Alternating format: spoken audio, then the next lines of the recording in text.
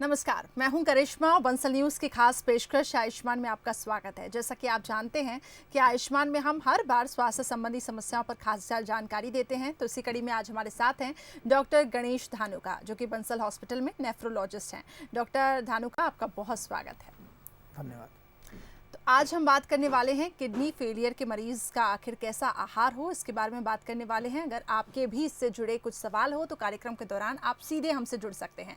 हमारे नंबर्स लगातार television screen पे फ्लैश हो रहे हैं। आप सवाल कर सकते हैं और डॉक्टर गणेश धानुका से सलाह ले सकते हैं। लेकिन जब आप कॉल करें तो प्लीज़ अपने टीवी का वॉल्यूम कम करें, इसके बाद आप क्वेश्चन कर सकते हैं। तो चलिए शुरू करते हैं आज की चर्चा का विषय। डॉक्टर गणेश, सबसे पहले मैं आपसे जानना चाहूँगी कि CKD रोगियों के आहार चिकित्सा के आखिर क्या लाभ हैं? देखिए, क्या है, किडनी हमारे शरीर में एक बहुत महत्वपूर्ण काम करता है। सामान्यतः रूप में जो अधिकतम पानी है, नमक होता है या फिर पोटेशियम है या जो भी क्षार होते हैं जैसे कि यूरिया, क्रिएटिनिन, ये अधिकतम मात्रा में किडनी फिल्टर करके इसे पेशाब द्वारा बाहर फेंक देता है। मगर किडनी फेलियर के मरीज़ों में किडनी की क्षमता कम हो जाती है फिल्टर करने की। उस कारण से वो ये जैसे कि नमक है, पानी है, यूरिया, क्रिएटिनिन है, सोडियम, पोटेशियम, ये शरीर में जमा होने लगते हैं। उसके वजह से दुष्परिणाम जो है नज़र आते हैं मरीज़ों में। तो इन मरीज़ों में आहार चिकित्सा का बहुत बड़ा एक रोल होता है। तो आहार चिकित्सा अगर हम उन मरीज़ों में एक अच्छे तरीके से हम अप्लाई कर पाए तो उससे किडनी की जो फेलियर की जो प्रगति है हम उसको कम कर सकते हैं। डायलिसिस की रिक्वायरमेंट है या ट्रांसप्लांट की रिक्वायरमेंट है, गुर्दा प्रत्यारोपण हम जिसे कहते हैं, इसको हम जो है कुछ दिनों तक डिले कर सकते हैं, इसकी रोकथाम कर सकते हैं। इन मरीज़ों में इन सभी, पानी हो गया, नमक या फिर पोटेशियम है, इन सभी क्षारों के बढ़ने से जो दुष्परिणाम होते हैं हम उसको रोक सकते हैं। और इन सभी चीज़ों का हमारे हृदय पे, हार्ट पे बहुत दुष्परिणाम दिखता है। तो हम मरीज़ों को हृदय की बीमारियों से भी बचा सकते हैं। तो यह सभी लाभ हमें एक आहार चिकित्सा से मिल सकते हैं। जी डॉक्टर गणेश, आगे हम चर्चा करेंगे। फिलहाल हमारे साथ एक कॉलर जुड़ चुकी हैं, आकांक्षा। आकांक्षा जी, बहुत स्वागत है आपका। क्या जानना चाहती हैं आप? सर, आपको नमस्ते और डॉक्टर साहब को भी नमस्ते। जी सर, हमें ये पूछना है कि हमारे एक अंकल हैं, उनकी एज 62 ईयर्स है, उन्हें 5 साल से CKD है। वो नेफ्रोलॉजिस्ट के पास जाते हैं, उनके नेफ्रोलॉजिस्ट ने अभी उनको एक मेडिसिन दी है न्यूली। सर, उसमें N-acetyl-cysteine 150 mg और टोराइन 500 mg। सर, ये 2 इंग्रेडिएंट्स हैं। तो सर, ये N-acetyl-cysteine और टोराइन का क्या स्पेसिफिक फंक्शन है सर किडनी और बॉडी के लिए? सर प्लीज ये बताएंगे सर। Thank you. जी हाँ, देखिए, ये जो आपको मेडिसिन दी है N-acetyl-cysteine और टोरिन, ये जो है एक विशेष प्रकार की मेडिसिन होती है। यह मेडिसिन जाके हमारे गुर्दे में काम करती है और जैसे कि मैंने बताया कि क्रोनिक किडनी फेलियर के मरीज़ों की जो किडनी फेल होने की जो प्रगति है, इसको ये कम करती है, इसको रोकने का काम करती है, जिसके चलते आपको भविष्य में होने वाले डायलिसिस की रिक्वायरमेंट है या ट्रांसप्लांट, जिसको गुर्दा प्रत्यारोपण कहते हैं, इस रिक्वायरमेंट को वो हम प्रॉन्ग कर सकते हैं कि हो सके कि हम उसका रोकथाम कर पाए। तो ये दवा अच्छी है और ये किडनी की प्रगति को, जो है खराब होने की प्रगति को, उसको रोकथाम करेगी। जी, चलिए, बहुत बहुत शुक्रिया आकांक्षा जी। उम्मीद करते हैं आपको आपके सवाल का जवाब मिल गया होगा। चलिए आगे हम चर्चा की ओर रुख करते हैं। डॉक्टर गणेश, आहार योजना के बारे में आप बता रहे थे, तो इसका आखिर सिद्धांत क्या है, इसके बारे में बताएं। देखिए, किडनी फेलियर के मरीज़ों में आहार योजना के सिद्धांत बहुत ही स्पेसिफिक होते हैं। इन मरीज़ों को सबसे इम्पोर्टेंट चीज़ होती है कि पानी का सेवन एक लिमिटेड मात्रा में करना होता है, जितने बताया जाए उतने ही मात्रा में लेना होता है। दूसरा, इनको जैसे कि मैंने जैसे कि अभी कहा है कि नमक का सेवन, यह भी बहुत कम मात्रा में करना होता है, जो हम आगे डिस्कस करेंगे। कुछ और क्षार हमारे शरीर में होते हैं जैसे कि पोटेशियम है, फास्फोरस है, जो किडनी फेलियर के मरीज़ों में बढ़ना चालू हो जाते हैं। तो इन ऐसे पदार्थ हमको सेवन करने हैं किडनी फेलियर के मरीज़ों को, जिसमें इनका लेवल कम हो।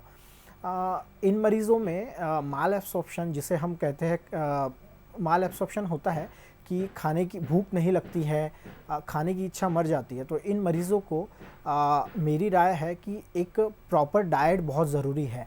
तो डाइट में मेरा कहना है कि इनको एक कैलोरी रिक्वायरमेंट होता है, तो 30 से 35 किलो कैलोरी पर केजी पर डे, यानी आपके वज़न के हिसाब से प्रतिदिन की कैलोरी 30 से 35 किलो कैलोरी प्रति केजी होनी चाहिए।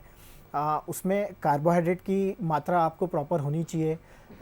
तलन जो चर्बी वाली चीज़ें हैं, घी, दही, मक्खन, इनका प्रमाण थोड़ा कम होना चाहिए ताकि आपको हार्ट का ये हृदय रोग ना हो। एक प्रोटीन रिक्वायरमेंट की बात आती है तो क्रोनिक किडनी फेलियर के मरीज़ है जिनको स्टेज 1 से 4 तक है, जिनका डायलिसिस नहीं चल रहा है, इन मरीज़ों ने प्रोटीन का सेवन जो है एक बताई गई मात्रा में करना चाहिए। इन लोगों के लिए होता है जैसे कि 0.8 से 1 ग्राम प्रति केजी प्रतिदिन, इसी मात्रा में प्रोटीन का सेवन करें, ज़्यादा प्रोटीन ना खाए।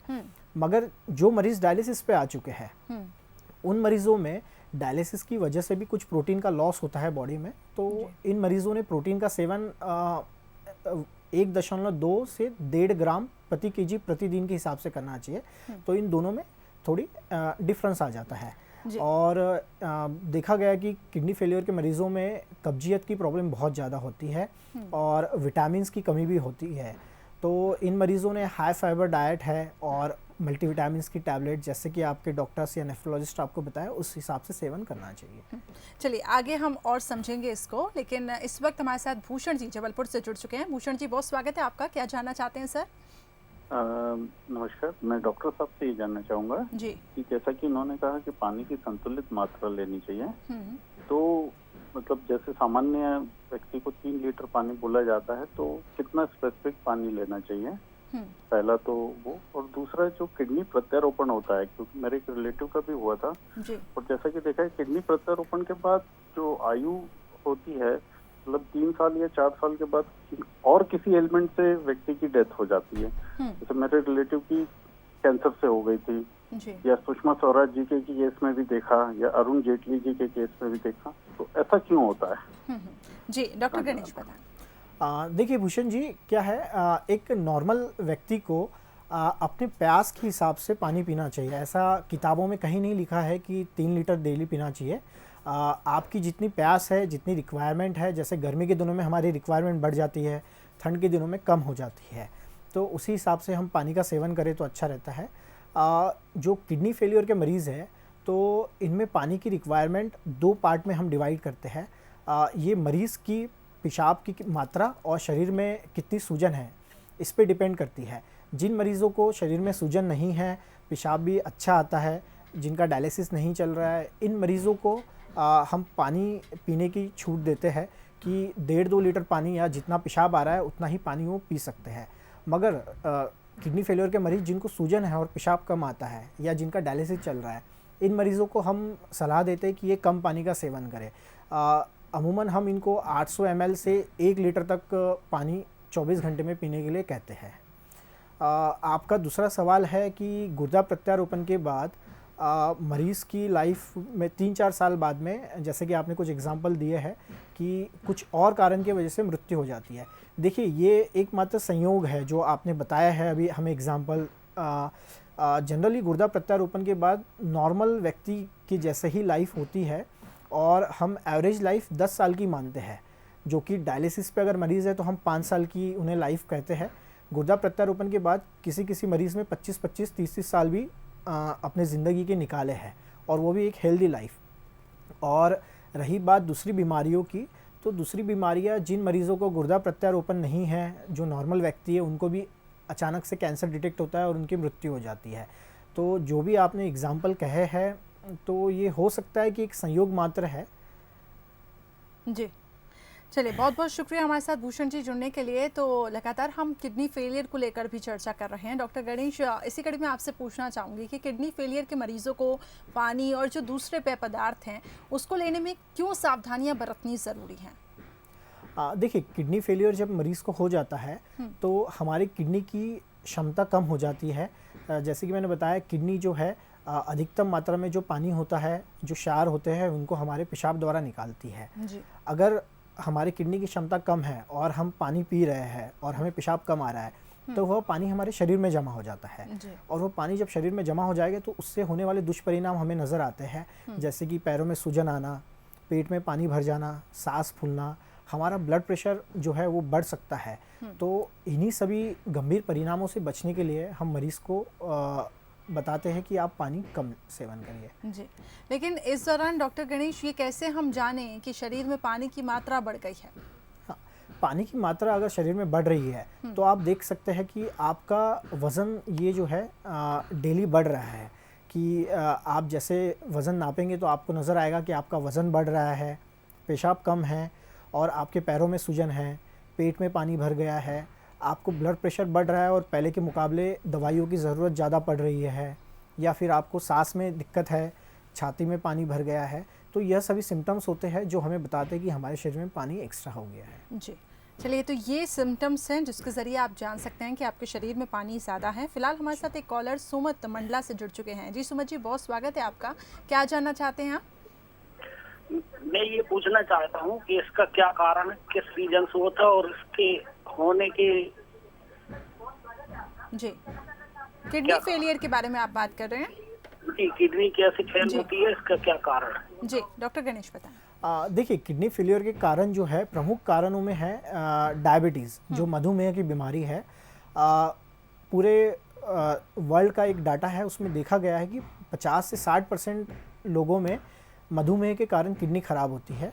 दूसरा कारण होता है ब्लड प्रेशर, कि किसी व्यक्ति को ब्लड प्रेशर है और वह दवा समय पे नहीं ले रहा है, ब्लड प्रेशर कंट्रोल नहीं है आपका, तो वो आपके गुर्दे पे डैमेज करके आपकी किडनी फेल हो सकती है। कुछ अनुवांशिक कारण होते हैं, अनुवांशिक बीमारियां हैं, जैसे हमारे किडनी में सिस्ट बन जाना, या फिर पेशाब में खून आना है, किडनी में पथरी बन जाना। तो यह सभी कारण होते हैं जिससे किडनी खराब होती है। लेकिन प्रमुख कारणों में ब्लड प्रेशर और डायबिटीज़।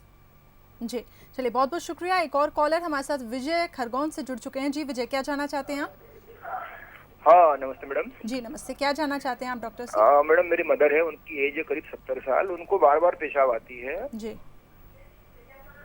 जी, और भी कोई परेशानी है? हाँ, उनको ब्लड प्रेशर हाई रहता है। जी, डॉक्टर गणेश बताएं। देखिए, बार बार पेशाब आने का आप जो कारण बता रहे हैं, तो 2-4 प्रमुख कारण हो सकते हैं। एक तो हो सकता है जो ब्लड प्रेशर की आप दवा खा रहे हो, उसमें एक डाययूरेटिक की दवा हो सकती है। तो डाययूरेटिक की दवा ब्लड प्रेशर कम करने में मदद करती है, मगर यह पेशाब बहुत ज़्यादा बनाती है। तो उसके एक ये प्रमुख कारण हो गया, तो आप वो चेक करिए, आपके फिजिशियन से मिलिए। दूसरा कारण हो सकता है कि आपके मदर की एज 70 ईयर है, इनका आप शुगर का जांच कराइए, हो सकता है कि शुगर हो इनको। तीसरा कारण हो सकता है कि इनको पेशाब का इन्फेक्शन है, तो आपने आपके वहाँ फिजिशियन से मिल के पेशाब की जांच भी करवानी चाहिए, वो देखिए। और पानी और नमक का प्रमाण भी आप शरीर में कम रखिए, कि इनका सेवन थोड़ा कम करिए। पानी और नमक का सेवन ज़्यादा करने से भी बहुत बार पेशाब ज़्यादा आता है।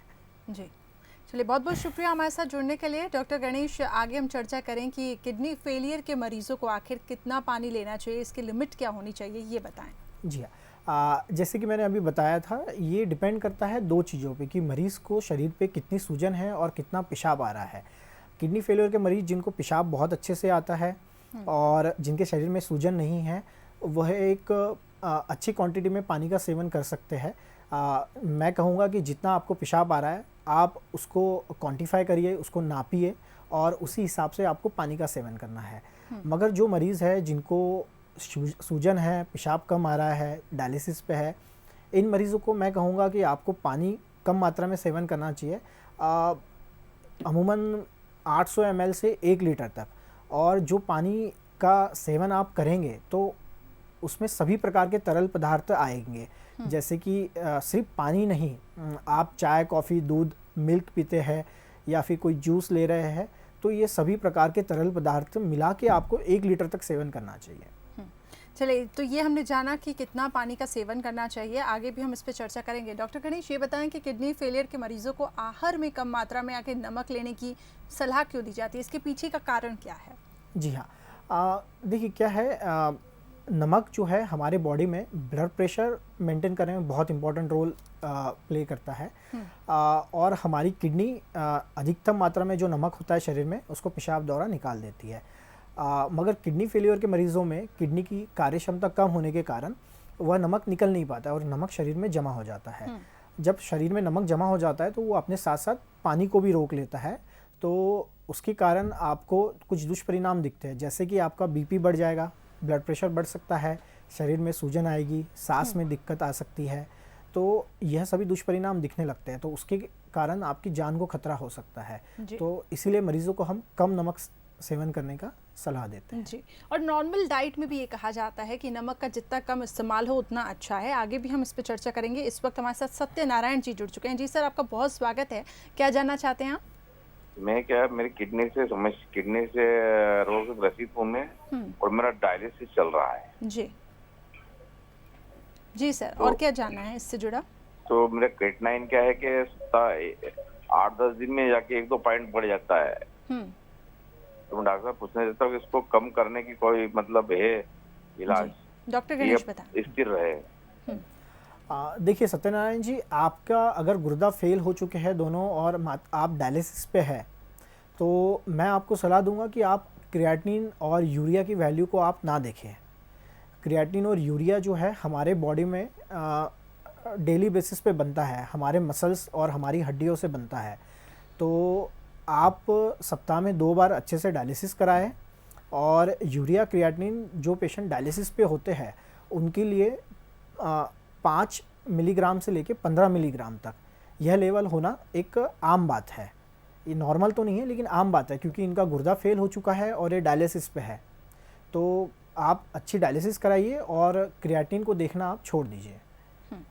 इसके लिए कोई दवा भी नहीं होती है। जी, चलिए, बहुत बहुत शुक्रिया सत्यनारायण जी हमारे साथ जुड़ने के लिए। वापस हम चर्चा की ओर रुख करते हैं। डॉक्टर गणेश, ये बताएं कि किस आहार में आखिर नमक, चूँकि हम बोल रहे हैं सोडियम की मात्रा ज़्यादा होती है, इसके बारे में बताएं। देखिए, हम जो हमारे दैनंदिन जीवन में खाते हैं बहुत सारे पदार्थ, तो उसमें एक ग्रुप बहुत इम्पॉर्टेंट होता है जिसमें नमक की मात्रा बहुत ज़्यादा होती है।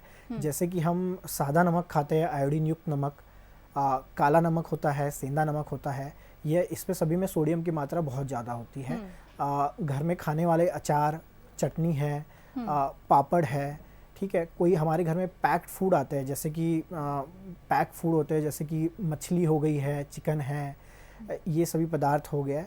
और हम सब्जियां खाते हैं जैसे कि मेथी, पालक, हरा धनिया, यह सभी पदार्थ होते हैं। और समंदर से मिलने वाले जो भी हम प्राणियों का सेवन करते हैं, जैसे कि मछली है, और जो भी समंदर से हमें चीज़ें हम खाते हैं, समंदर में मिलने वाली चीज़ें, ये सभी पदार्थ है जिसमें नमक की मात्रा बहुत ज़्यादा होती है, तो हमें इनका सेवन कम करना चाहिए। चलिए, तो ये वो पदार्थ हैं जिनमें नमक ज़्यादा पाया जाता है और इनका हमें सेवन कम करना चाहिए। डॉक्टर गणेश, ये बताएं कि किडनी फेलियर के मरीज़ों को आहार में कम पोटेशियम लेने की आखिर क्यों सलाह दी जाती है? कम सोडियम भी हमने देखा, और कम पोटेशियम के पीछे आखिर क्या लॉजिक है?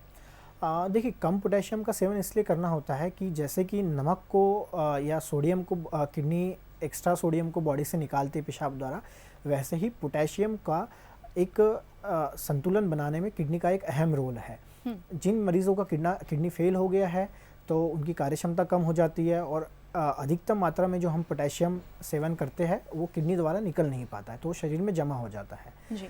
और यह जो पोटेशियम होता है वह हमारे हृदय की गति को कम कर सकता है, हमारे स्नायु को जो है वो एक तरीके से पैरालाइज कर सकता है। तो इन दोनों कंडीशन में जान का खतरा बना रहता है मरीजों को जी। इसलिए हम पोटेशियम कम सेवन करने का इन्हें सलाह देते हैं जी। चलिए, हमारे साथ एक कॉलर जुड़ चुके हैं, वसीम आलम जी रायपुर से। जी सर, आपका बहुत स्वागत है। क्या जानना चाहते हैं आप? जी, ये किडनी में उनके पथरी है जी जी, तो उसमें कभी कभी खाना उल्टी मतलब होने की लगता है, और ठीक से मतलब वो नहीं होती, तबीयत नरम गरम चलती रहती है। डॉक्टर गणेश बताएं। देखिए, आप जैसे बता रहे कि किडनी में आपके पथरी है, तो अगर आपको किडनी में पथरी है तो मैं पहले तो कहूँगा कि आप वहाँ पे आपके नेफ्रोलॉजिस्ट से या यूरोलॉजिस्ट से मिलिए। वो पथरी कितनी बड़ी है, कहाँ पर है, ये आपको जांच करके आप उसमें देखिए। और उससे अगर आपको पथरी से पेट में दर्द है, पेशाब में जलन है, या पेशाब कम आ रहा है, आपको पैरों में सूजन है, या आपकी यूरिया क्रिएटिनिन की मात्रा बढ़ी हुई है, तो आपको उसका इलाज जल्द से जल्द करवाना चाहिए, वरना ये क्या होगा, धीरे धीरे आपके किडनी को ख़राब कर देगा। चलिए, बहुत बहुत शुक्रिया हमारे साथ जुड़ने के लिए। डॉक्टर गणेश, मैं संक्षिप्त में आपसे सिर्फ 30 सेकंड में आप ये बताएं कि क्या मैसेज आप हमारे ऑडियंस को देना चाहेंगे इस वक्त, क्योंकि इस वक्त डाइट का बहुत ज़्यादा ध्यान रखना है क्योंकि कोरोना का भी टाइम है, ऐसे में कुछ खास मैसेज आप देना चाहें हमारी ऑडियंस को? जी हाँ, देखिए, जो मैं स्पेसिफिकली जिनका किडनी फेल है उन मरीज़ों के लिए कहना चाहूँगा कि आप तरल पदार्थों का सेवन आपको आपके नेफ्रोलॉजिस्ट या फिजिशियन द्वारा बताए गए क्वांटिटी में ही करिए। खाने में नमक का सेवन, जैसे कि मैंने बताया, कि कम करना है। जो पदार्थों में नमक ज़्यादा होता है उनको आप कम खाइए। कुछ पदार्थ होते हैं जिनमें पोटेशियम की मात्रा बहुत ज़्यादा होती है, उनका भी सेवन आप कम करिए। आपको जिनको किडनी फेल है उनके शरीर में फास्फोरस की मात्रा बढ़ती है, तो जिन पदार्थों में फास्फोरस का सेवन होता है वो भी आपको कम करना चाहिए। आपको एक हाई फाइबर डाइट और विटामिन्स का सेवन भी अच्छे से करना चाहिए, और आप खाना अच्छे से खाइए जिसमें मैंने बताए हुए रिक्वायरमेंट के हिसाब से प्रोटीन का सेवन करिए, जिससे आपकी स्वास्थ्य अच्छा रहे और हम किडनी का जो है ख़राब होने की प्रगति है उसको रोक सकें। जी, चलिए, बहुत बहुत शुक्रिया डॉक्टर गणेश हमारे साथ जुड़ने के लिए। और ये खास मैसेज हमारी ऑडियंस को था कि किस तरीके से अपनी डाइट को कंट्रोल करना है, और सोडियम, पोटेशियम, साथ ही जो किडनी जिनकी ख़राब है या जो प्रॉब्लम चल रही है उसमें सोडियम और पोटेशियम की कितनी मात्रा लेनी है वो हमने जाना। बहुत बहुत शुक्रिया डॉक्टर गणेश हमारे साथ जुड़ने के लिए। और इसी के साथ हमारी खास पेशकश में फिलहाल इतना ही। कल फिर हाजिर होंगे हम एक नई स्वास्थ्य संबंधी समस्या को लेकर, साथ ही आपको बताएंगे उसके उपाय। फिलहाल मुझे दीजिए इजाज़त, नमस्कार।